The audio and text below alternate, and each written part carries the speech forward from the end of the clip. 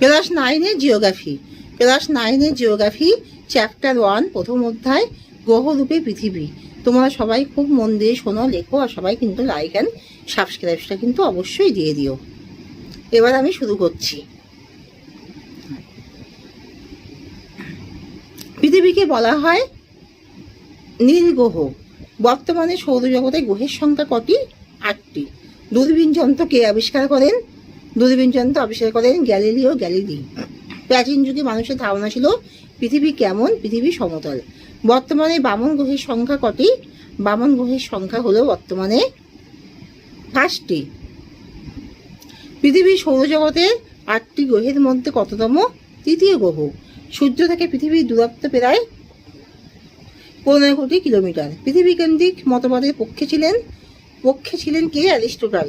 নিরক্ষরেখায় পৃথিবীর মাধ্যাকর্ষণ বল হলো সবচেয়ে কম। সৌরজগতে কোন গ্রহকে নীল গ্রহ বলে? পৃথিবী গ্রহকে নীল গ্রহ বলে। পৃথিবীর সমতল হলে 3টি লাঠিকে কিরকম দেখাতো? 3টি লাঠিকে সমান দৈর্ঘ্যের দেখাতো, কি একটু লম্বা দৈর্ঘ্যের দেখাতো, কি লাঠিগুলি বেঁকে থাকবে, কি এর কোনোটাই নয়, সমান দৈর্ঘ্যের দেখাতো। পৃথিবী গোল তার প্রত্যক্ষ প্রমাণ হলো মহাকাশ থেকে তোলা আলোকচিত্র। পৃথিবীর প্রকৃত আকৃতি কেমন? পৃথিবীর প্রকৃত আকৃতি হলো অভিগত গোলকের ন্যায়। প্যারিস শহরের অক্ষাংশ হলো 49 ডিগ্রি উত্তর।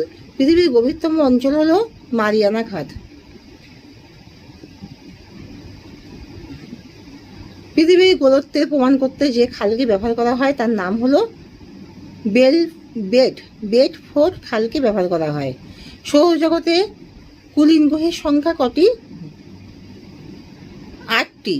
এরাটোস্থেনিস কোন দিনে সূর্যরশ্মির পতন কোণের ভিত্তিতে পৃথিবীর পরিধি নির্ণয় করেন?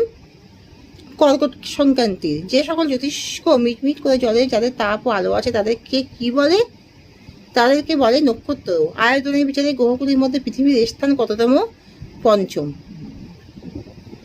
পৃথিবীর সবচেয়ে নিচু স্থানের নাম কি?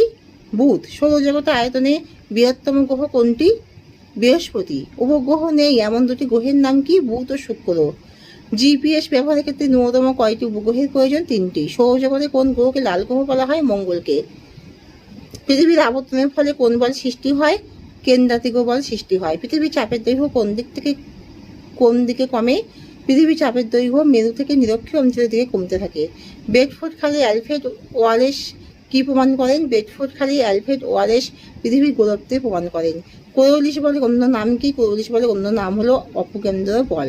পৃথিবী বিশ্বের সর্বত্র আবর্তন বেগ সমান নয় কেন?